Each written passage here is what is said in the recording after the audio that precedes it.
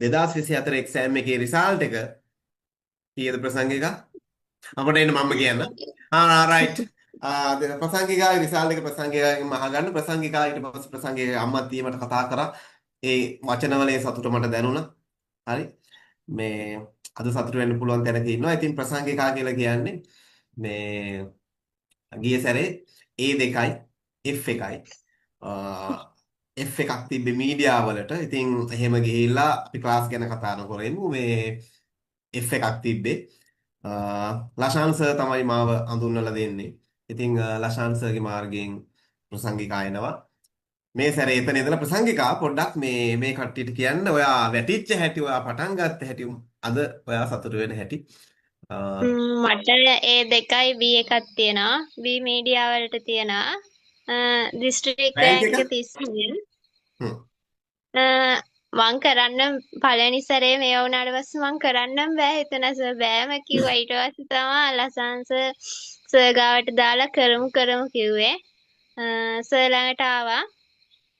Sir ඒ වගකීම ගත්ත ඒ විදිහටම කරා. පාඩම් ටික එහෙමයි සුපිරි. රෑ 1 2 වෙනකන් ආයි ඉතින් පාඩම්ම තමයි සර් එක්ක. ආයි නිදා ගන්නවත් බෑ ඉතින්. ප්‍රසංගිකා දැන් මං ගැන ඕනේ නැහැ. හරි මං ගැන කියන්න ඕනේ නැහැ. මේ ප්‍රසංගිකා දැන් වැටෙනවානේ. ඉස්කෝලේනොත් අයින් වෙලා මට අම්මා තමයි කිව්වේ ඉස්කෝලේනොත් අයින් වෙලා කොහොම හරි ගිය සැරේ ඊට පස්සේ අතාරින්න හිටියා. A2යි F1යි කිව්වහම ප්‍රසංගිකාගේ රිසල්ට් එක ඇහුවම මටත් හරි අවුල් ගියා. හරි මට දුක හිතුණා. ඇත්තටම මම එදා හිතාගත්ත ප්‍රසංගිකාව ගොඩ දාන්න ඕනේ කියලා. ප්‍රසංගිකාට මම කිව්වා ප්‍රසංගිකා අපි වැඩේ කරමු පුතේ මෙහෙමයි කියලා. ප්‍රසංගිකාත් අභියෝගේ බාරගත්තා. මේ කොහොමද ඔයා පාඩම් කරේ? ඔය මෙතන ඉන්නවා ප්‍රසංග ගොඩක් දෙනෙක් ඔය එහෙම වෙච්ච කට්ටිය. ඉතින් කොහොමද පාඩම් කරේ? කොහොමද ඔයා මුණ දුන්නේ? මං අර සර් දැන් පාඩම් ටික කරගෙන ගියානේ පිළිවෙලට. මම සර් අර පාඩමක් ඉවර වුණ ගමන් ඒ පාඩම සම්පූර්ණයෙන් පාඩම් කරලා ඉවර කරා. ආයෙක තිබ්බේ නැහැ කාලයක් යන්න. අර සර්ගේ ටියුට් එකෙන් එහා වෙන කිසිම දෙයක් බැලුවෙත් නැහැ. සර්ගේ ටියුට් 12 විතරයි මම පාඩම් කරේ. අනික සර් MCQ එහෙම කරානේ. ඒවා print out අරන් තියාගෙන නිතර කරා සර්. ඒකල විභාගයට යන්න කලින් රෑත් සර්ගේ ටියුට් ටික කරලා තමයි මම ගියේ. මේ MCQ ටික. එහෙම තමයි සර් මං ඉතින් අර විෂාන්තොන්ටම දාලා වැඩ කරලා සමානව කරා සර්. නිදා ගන්න එකත් ඒ විදිහටම කරා. අර ලොකුම මේකෙම හිටියෙත් නෑ. ඒ ගානට ඔක්කොම බැලන්ස් කරගෙන ගියා.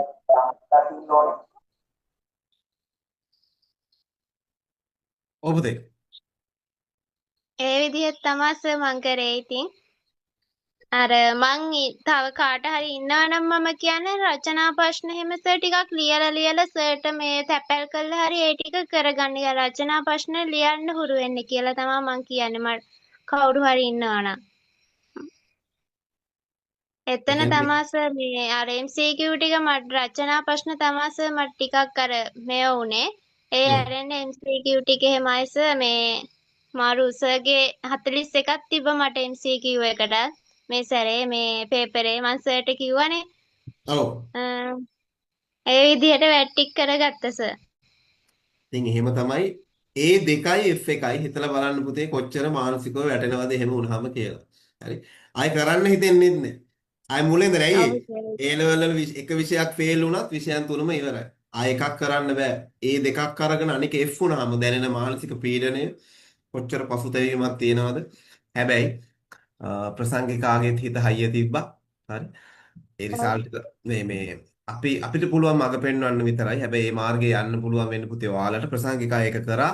ඉතින් මම හිතන්නේ ඒ මීඩියා එකත් ඒ මට්ටමේ ඇති රෑන්ක් එක 36 වෙනුනේ ඒක. ඉතින් අද නේ අම්මට ගෙදර කට්ටිය ඔක්කොම සතුටුයි. ප්‍රසංගිකත් ඒක කරා අභියෝගේ බාරගත්තා. ඉතින් අපිටත් සතුටුයි මඟ පෙන්වන්න ලැබිච්ච එක. මෙතන ඉන්නවා එහෙම කට්ටිය පුතේ මට ගොඩාක් දෙනෙක් මැසේජ් කරා. ඉතින් වැඩ කරන්න මේ මාස 4 වාගේ කරගන්න. හරි.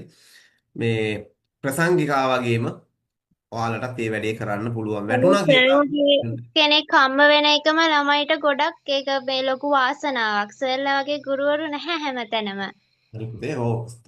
ස්තුතියකට මේ අර සර් වැඩක් කරනවා ඒක පිළිවෙලට ටයිම් එකට ක්ලාස් එක වුණත් අය රෙකෝඩින්වත් දෙන්නේ නැහැ විශේෂ හේතුවකට. අනිවාර්යෙන් ක්ලාස් එකට එන්න ඕනේ. ඒ සර්ගේ වැඩපිළිවෙල මරු. ඉගෙන ගන්න ළමයට ඒක කියලා වැඩක් නැහැ. සර් නියමෙටම කරනවා. ඉතින් ඔව් ඒ කියන්නේ මේ ගොඩක් වෙලාවට මම කියන්නේ සමහරු ක්ලාස් එන්න අපහසු ඇති.